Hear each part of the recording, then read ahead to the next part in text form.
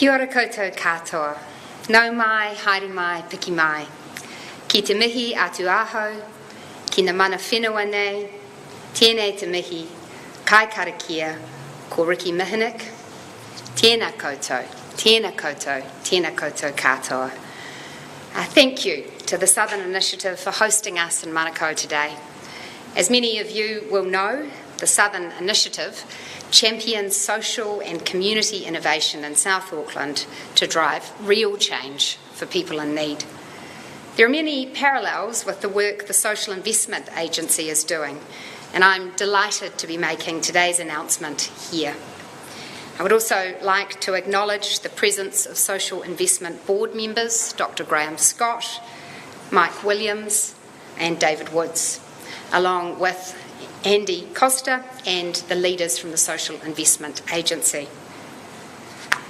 Last year at Hui in Wellington, I told a story about Jack. Some of you were there to hear that story about Jack.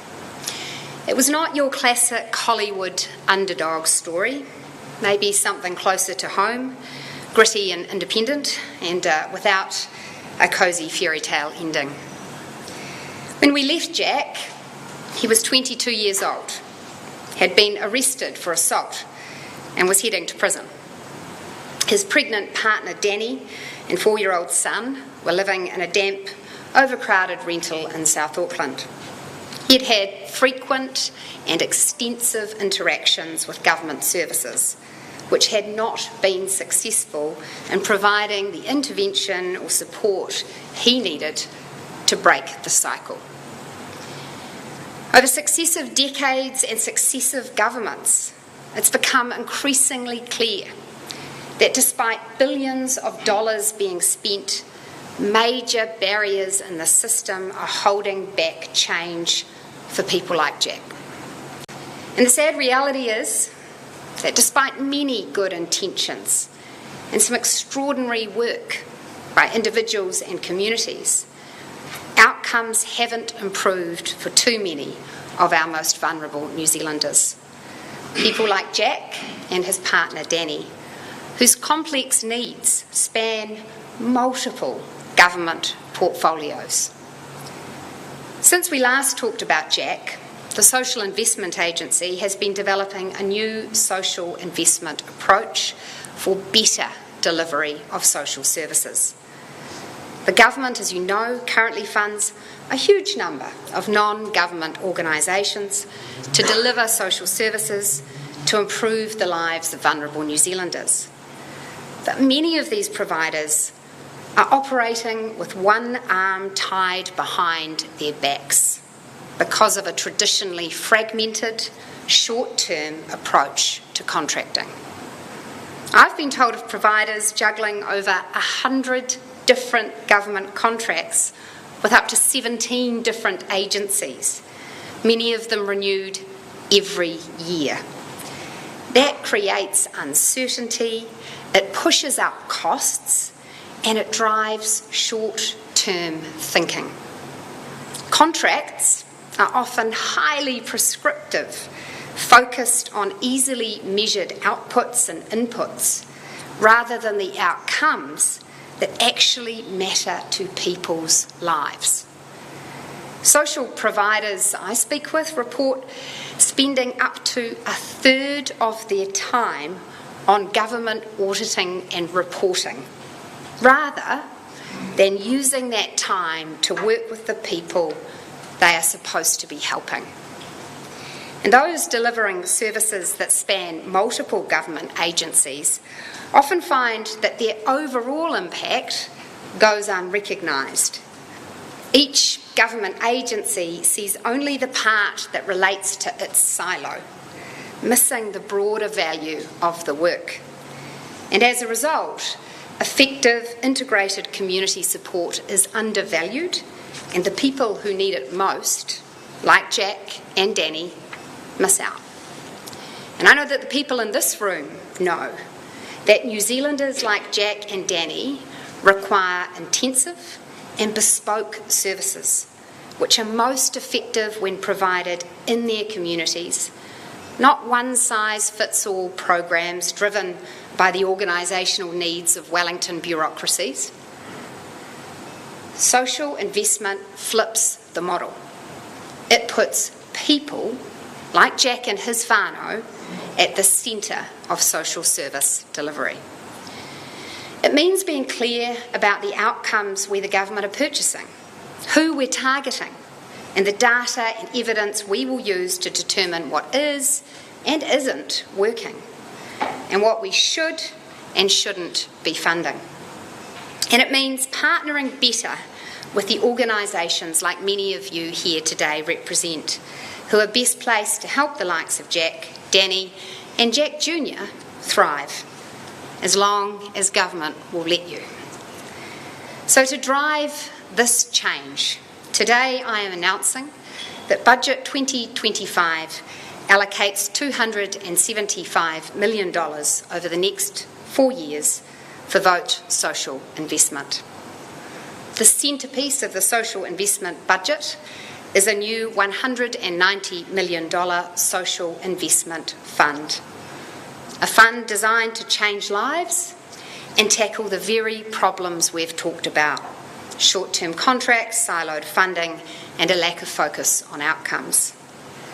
In addition, the Social Investment Agency has been allocated $20 million for initiatives to strengthen parenting in the first 2,000 days of a child's life, reducing harm and setting children up for better lives. And $25 million for initiatives to help prevent children and vulnerable adults from entering state care, a key part of the government's response to the Royal Commission of Inquiry into historical abuse in state care. The focus of today's announcement is the Social Investment Fund. I want to tell you a bit more about it. It will invest in services that deliver measurable improvements in the lives of those who need our help, guided by data and evidence. It will support both new approaches and strengthen existing services that have been proven to work.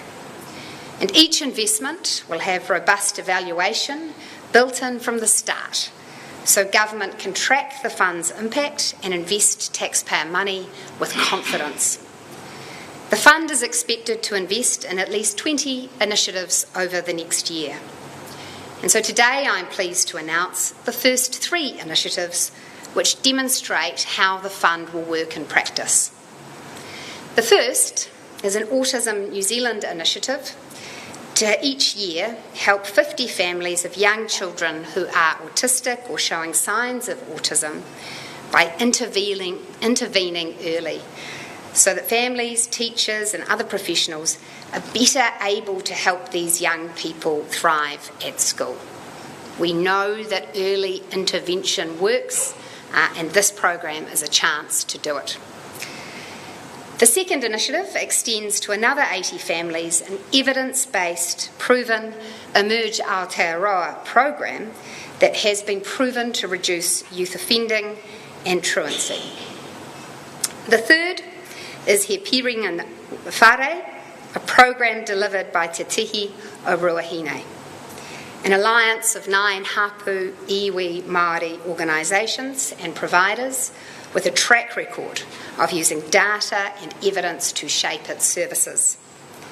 The He Piringa Whare program will support over 130 families at a time to live in warm, dry homes, engage them in education, training and employment, and support whānau to live in relationships that are free from violence.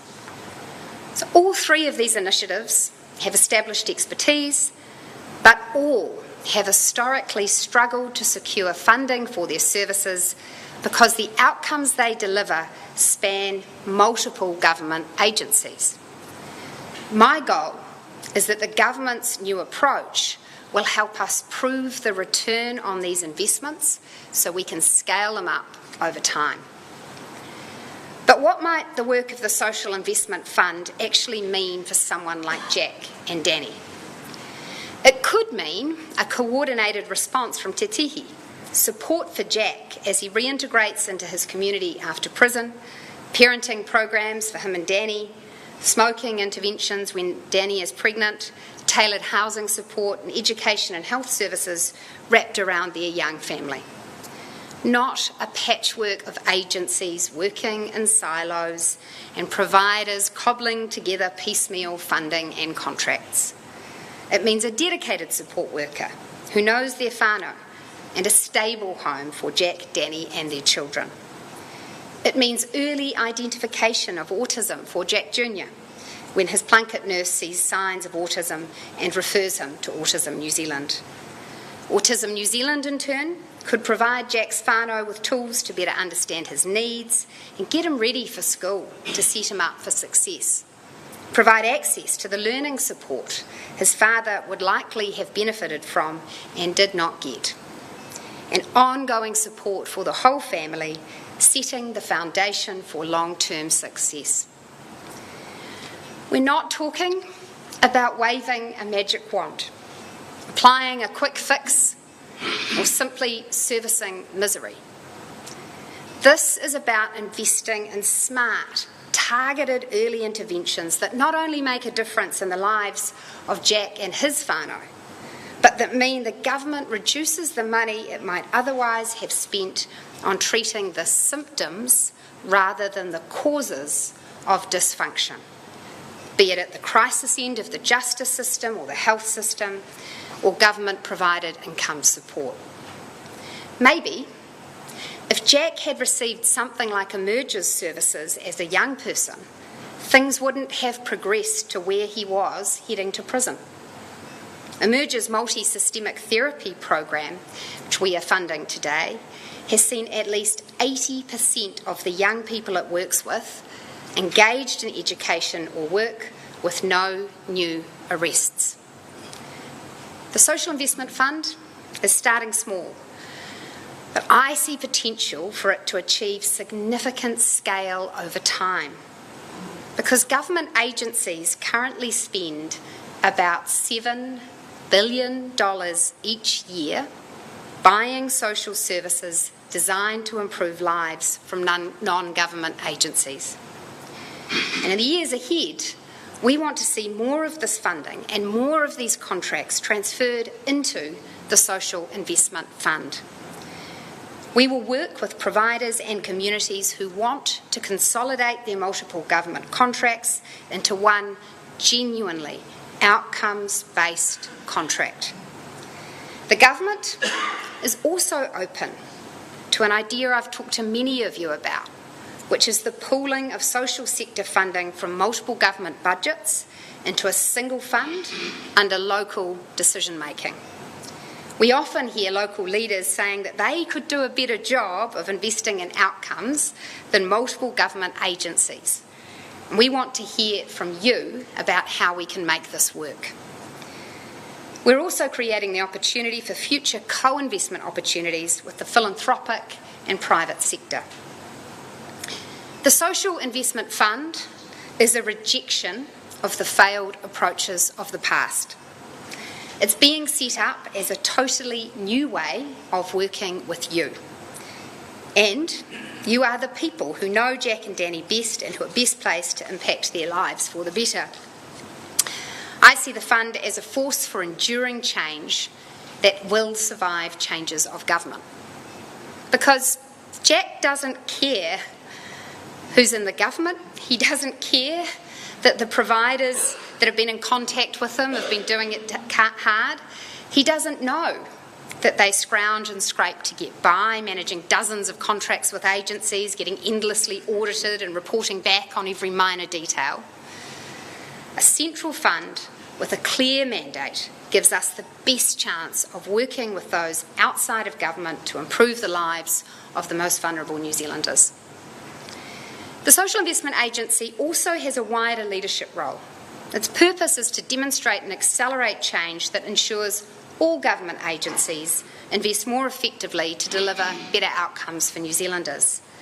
It is building tools, infrastructure and methods that both government agencies and the wider social sector can use. That includes better ways to track progress, measure outcomes, use data and understand what's actually working. This will improve the way the government delivers mainstream social services in health, education and other areas. For example, the government, as you know, invests billions of dollars in education every year, but the returns in terms of literacy, school attendance and long-term outcomes are not where they should be. We know that many kids with additional needs struggle throughout their time at school. And we also know that if we intervened earlier to help them, they'd be capable of achieving a whole lot more. So this is a prime area for applying a social investment approach, targeting resources earlier, backing what works, and ensuring that spending leads to better outcomes later in life. Because if we get it right early, we reduce the need for far more expensive interventions down the track. So you can expect to see this thinking heroed in this year's education budget. And I'm looking forward to saying more about it next week. It's not just about education. We want every government agency to be asking, how can we invest smarter? How do we make sure our spending is improving lives, not just funding activity? And that means being open to innovation. And by that I mean being open to and enabling new approaches to existing challenges. We need to recognise that overly risk-averse approach traditionally taken by government agencies has not shifted the dial, especially for families with high and complex needs or intergenerational challenges. We also know that innovation is happening outside of the Wellington system, in spite of the barriers government can put up. So we want to back communities and non-government organisations who show insight in their use of data and evidence, who are willing to innovate and to clearly evaluate what's working and what's not working. It's about constant improvement. And we want to see data used to constantly measure the progress being made and to identify how we can do better together. Data, evidence and infrastructure form the backbone of the social investment approach. Together, they provide for safe and secure data sharing that enables the government to understand where it should focus its efforts. They also enable providers to understand their impact and what else you can do. A key goal, and I want to emphasise this, a key goal for the Social Investment Agency is to reduce the amount of reporting and data being sought by government agencies from providers. We recognise that the amount of meaningless information presently sought by agencies can be burdensome for non-government organisations and often adds very little value relative to the work required to provide it. So social investment contracts under our new approach will be designed to reduce the amount of data being required, but collecting the right data while improving our insights about what actually has impact. Social investment, of course, not only improves lives, it also frees up resources for investment in other priorities. When we invest even relatively small amounts in the right places, that can lead to bigger and better impacts, both socially and fiscally. And so our government is willing to make investments up front to drive durable savings down the line. We're starting to shift how this logic is reflected in the budget process. It helps that the Social Investment Minister gets along well with the Minister of Finance. And we recognise that not all spending is a cost. Some spending is investment that provides a social and financial return over the longer term. And when it's well targeted and backed by evidence, it can pay for itself many times over. And we've already put this theory into action. In December 2023, more than 3,100 households were living in emergency housing motels, often for months at a time, and at one point costing the country around $1 million a day. Some of these motels became long-term living arrangements for families with young children. It was one of the most visible policy failures in recent memory, unsustainable, expensive and harmful to the people stuck in the system. So we changed approach. We made families with children a priority for social housing. We made an upfront investment of $80 million, and we worked across agencies to support people into stable housing, including private rentals. The result of that upfront investment and approach was that by December 2024, the number of households in emergency housing dropped to 591, a 75% reduction in just 12 months and 5 years ahead of the target we set coming into office. This is not just a huge social success for the thousands of families now raising their children in proper homes. It's also a huge success for the taxpayer, with savings of nearly $1.35 billion forecast over the next 4 years. And that is hundreds of millions of dollars that would have been spent on motel bills, instead able to be reinvested back into social services, education services, health services. Budget 2025 builds on this approach. It includes further initiatives where smart early investment is expected to generate real savings, including in areas like employment, where helping someone into work today not only changes that person's life prospects, but it also leads to savings for the taxpayer.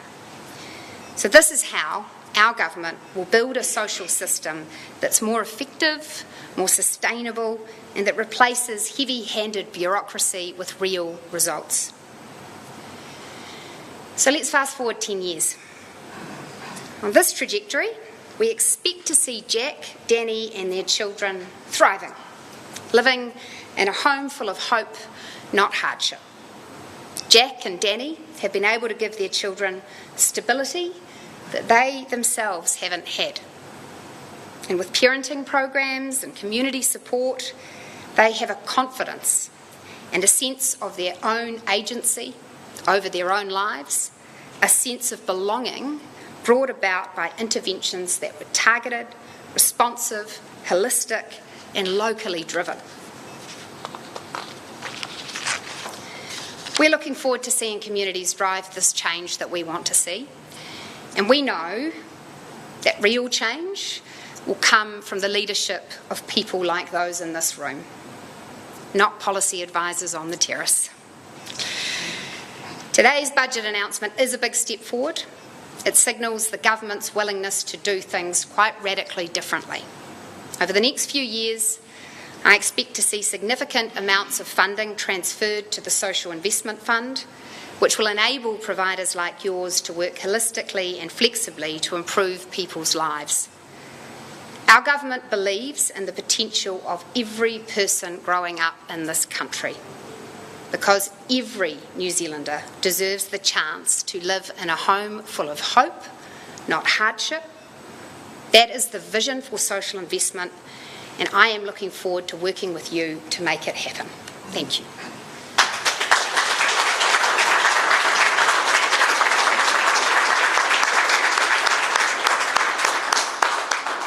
Thank you very much, Minister. Very exciting times ahead of us, and I know there'll be lots of questions. So we do have an opportunity now for Q&A. Minister will be speaking with media after this session, so if I can just ask that we keep this session focused on social investment and open it to the room for what questions you might have.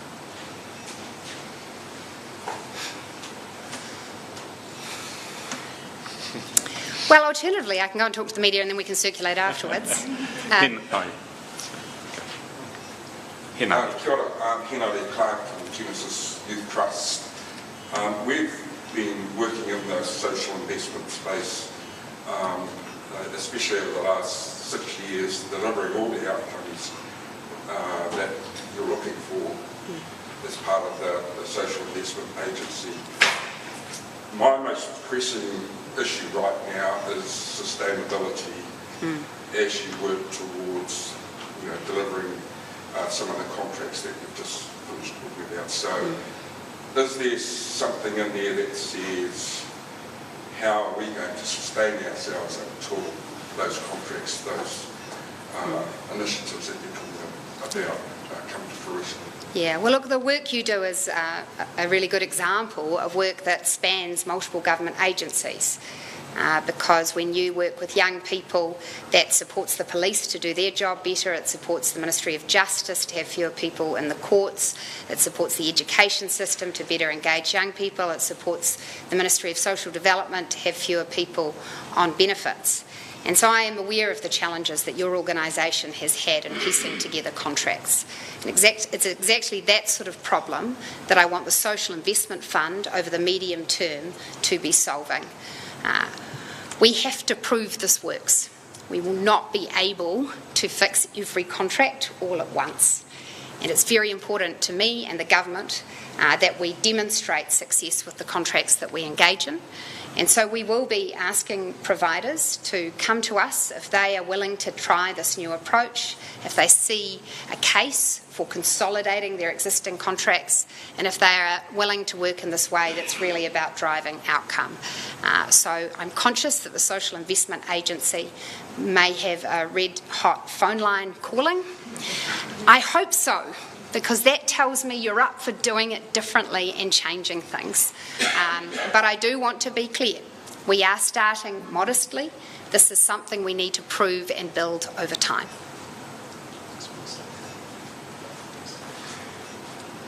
Bill Kermode from the Centre for Strategic Philanthropy, Minister. Congratulations on doing something tangible in that respect. I guess two questions. One, on the same theme of sustainability. Those three organisations that you talked about initially, are they multi-year commitments in terms of how you think about those? And the second question is really around the fund. What can you tell us around how it will be governed and operated? Yeah, so taking each of those questions, yes, we envisage multi-year contracts. We've heard the feedback, which is very clear, that actually having the opportunity to plan over the longer term allows you to do better work often. But what we also want to achieve is accountability for the investment we're making.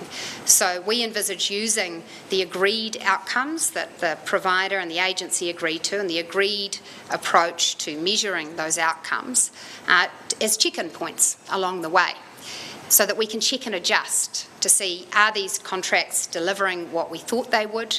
Is this organisation having the impact it hoped for? And then to check and adjust as we go. But doing that within the sustainability of a longer term contract so that we can have that innovation actually happening, and the certainty allows that to happen. And the second question, to the way that the fund will be governed, the Social Investment Agency through its executive will be leading fund selection choices. I want to assure you they will be removed from me in terms of the specific providers. However, there is a group of social investment ministers who will set our target outcomes that we are wishing to purchase, and then we will ask the Social Investment Agency to go and identify those providers who they think are best placed to deliver those outcomes. The outcomes are no mystery. They're very clearly related to our public service targets, which involve reducing child and youth offending, reducing violent crime, fewer people on job seeker support benefits, increased student attendance, and more students achieving at expected curriculum levels, fewer people in emergency housing, as well as the objectives we have in our child and youth strategy and our family violence strategy. So a focus on the first 2,000 days, on child material hardship, and on preventing child harm. Kia ora, I'm Jeanette from North Able. I've been with North Able in Whangarei and Northland Focus for the last 12 months. Prior to that, I was working in Western North Auckland and co-developed the Te Aku Manaaki model, which helped young people get back into education, and in a context where there are other services to connect. So we had our social services, our health services and our education services working together, and that worked really well. Now I find myself in Whangarei and in Northland and in the disability sector. We actually service poverty as a major issue, and the ability for social investment to work in a space where there is a lack of service, a lack of workforce capacity. So I'm interested in, one, I'm super excited about this initiative. I think it has real potential, particularly if it can work alongside a community to address that service poverty. Everything is interconnected, so at North Able with the FASD lens, we're really mindful of youth justice, engagement in education, mental health, all those sorts of aspects, and working together.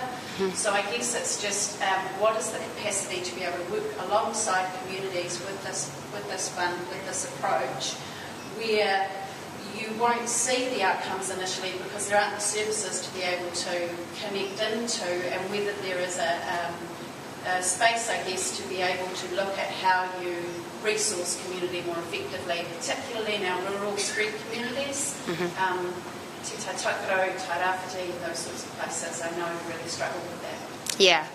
Look, it's a really great question because social investment is necessarily focusing on how can we do that integration of approaches we know have impact and work better with community providers to deliver that. But there's still an essential role for government agencies providing essential services, whether that is supports for people with disabilities, whether that is our social welfare system, whether that's schooling, whether that's health services. And so the way that I see social investment is that, yes, it's the work we're doing in the agency and with the fund, but it is also, as a government, holding ourselves to account that across each of those areas, whether it's health, whether it's education, asking ourselves, are we investing our dollars in the best places for the most impact? And there are obvious thoughts that occur once you have that discipline, which is, I think we all know, we would like to see more investment in primary health care to prevent people ending up in hospitals and emergency rooms. And so we need to bring that focus to our work in health. And there are other areas like that. I'm up front, and I've been very upfront with New Zealanders. This is not a time in which we have magic money trees in the garden, unfortunately. If any of you find one, please let me know. It would make life a lot easier for all of us. But we are constrained in our resources. So now more than ever, government has, I think, a duty to say, are we driving maximum impact from every dollar? Are we investing in the right things? Are we investing well?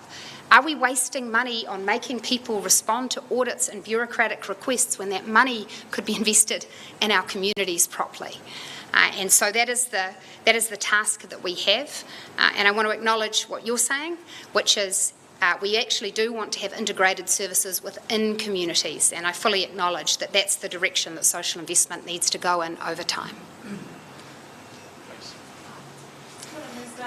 Katie Bruce from Huia Community Aotearoa. Thank you for your acknowledgement of our sector as those who know whānau best and who are best placed to be working alongside them. I'm really interested in, so this $190 million fund. It's really great to get some assurance that that is new money. It is new money. Every single dollar is a new dollar. It is additional.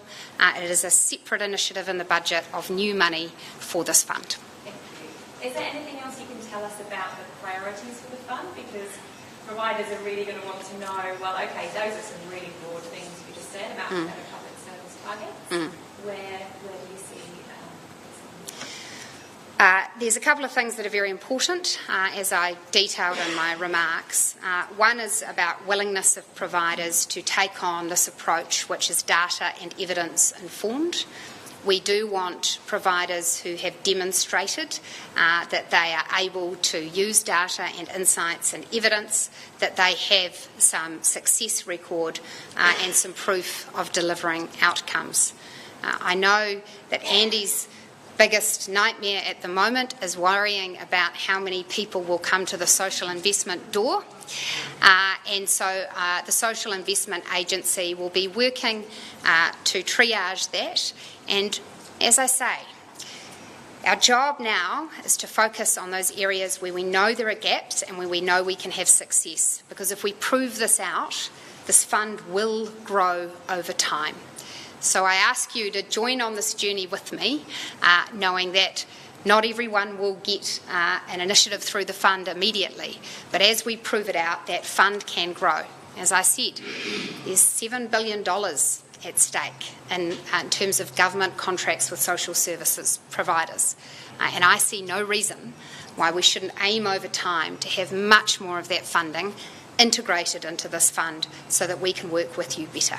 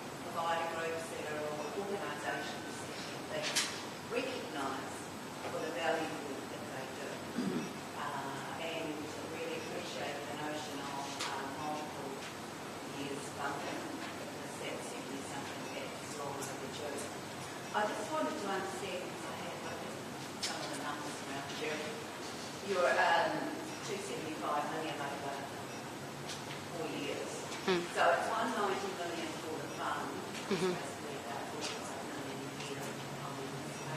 Mm-hmm. And then there's 20 million for the 2,000 days and 25 million for public education. So that's got me to 235 million, so I wonder why you have to be up 40. Yeah. Well, as I said, our goal here is much more ambitious than the 290.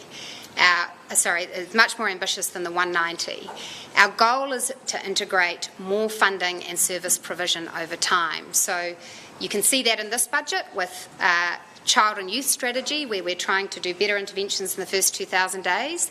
Instead of just commissioning $20 million worth of services over here, we're integrating that into the social investment approach. You can see that with the response for children who've been abused in state care. The response to that, instead of saying let's try a new thing, we're going to do it via the Social Investment Fund.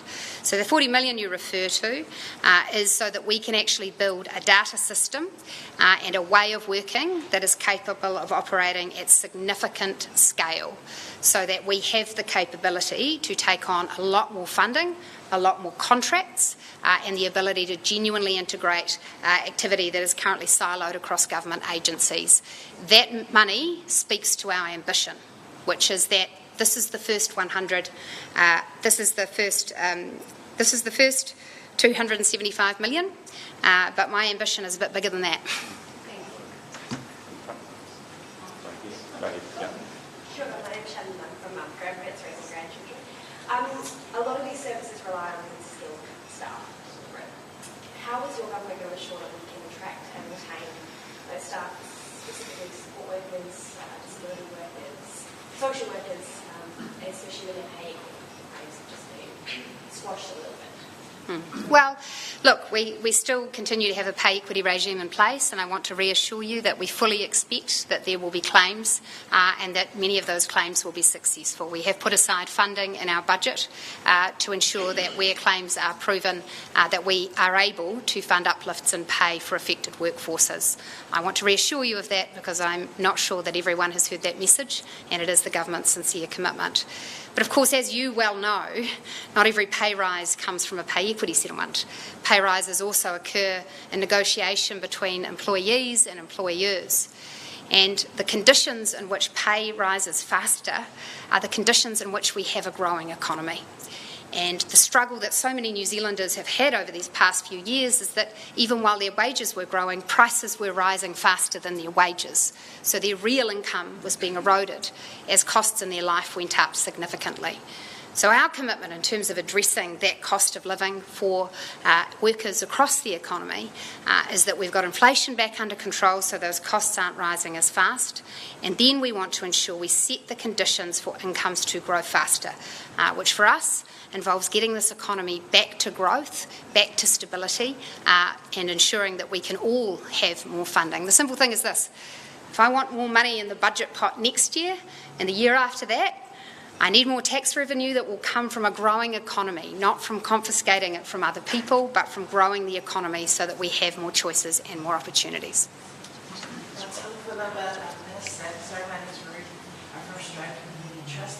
I was just a bit interested in the mention of reporting, and I think we all agree that it's quite arduous. And within the consideration of a co-design with your team, because we're all different geographically. I'm going to give this to you. And in terms of context, I think it's something I just wanted to ask Herald. Yeah, well, look, obviously the Social Investment Agency have been doing a lot of work on how these outcome contracts will be set up. So I'm actually going to throw to Andy to give you a bit more on that process.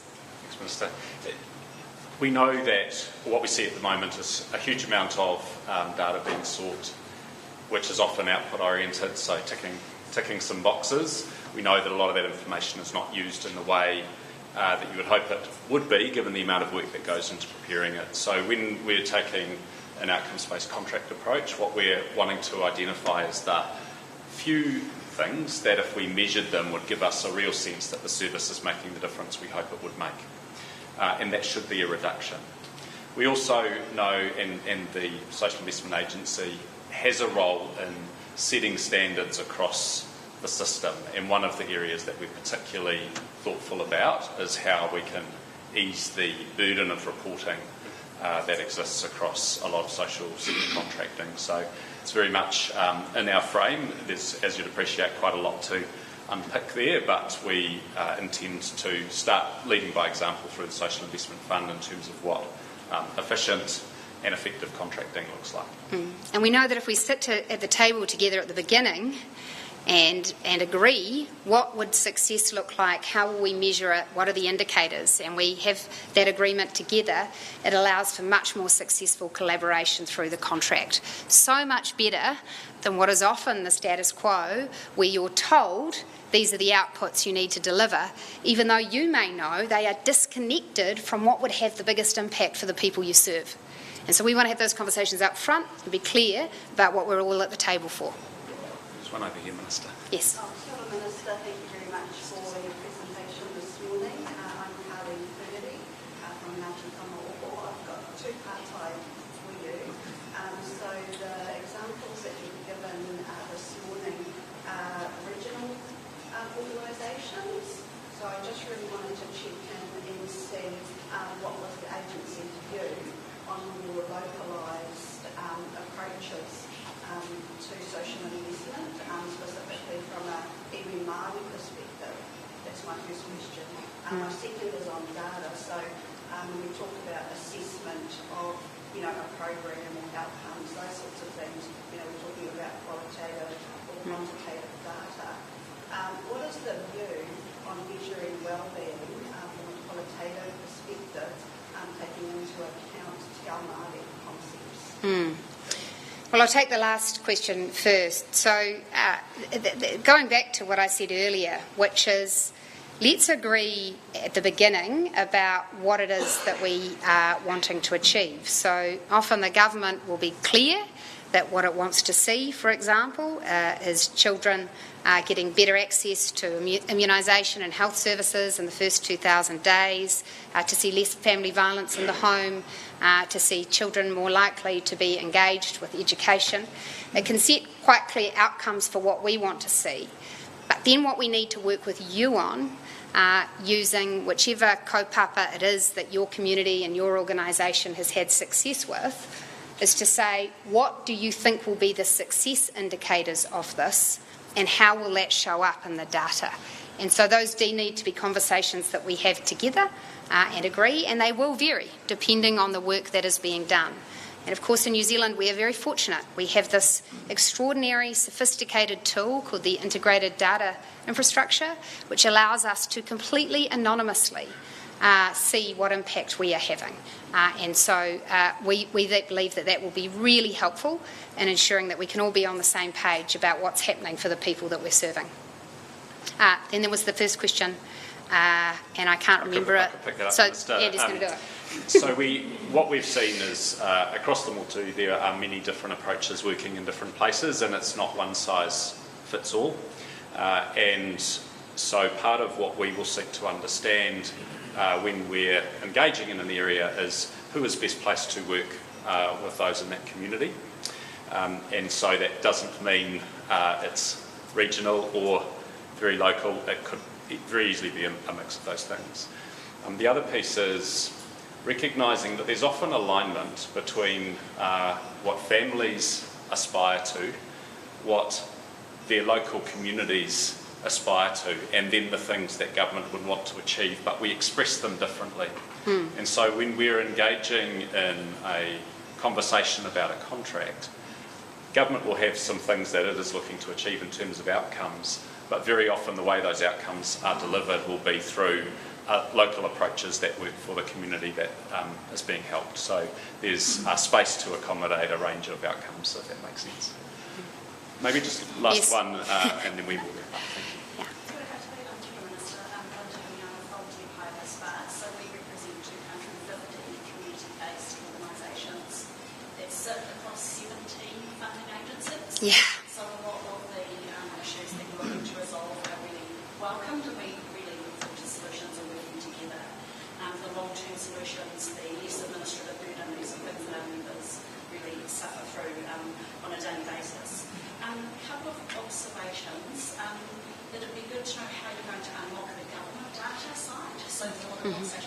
provide, but often providers do great jobs of tracking their own interventions, but then can't see where they touch other parts of the government system, particularly social injustice and education and health.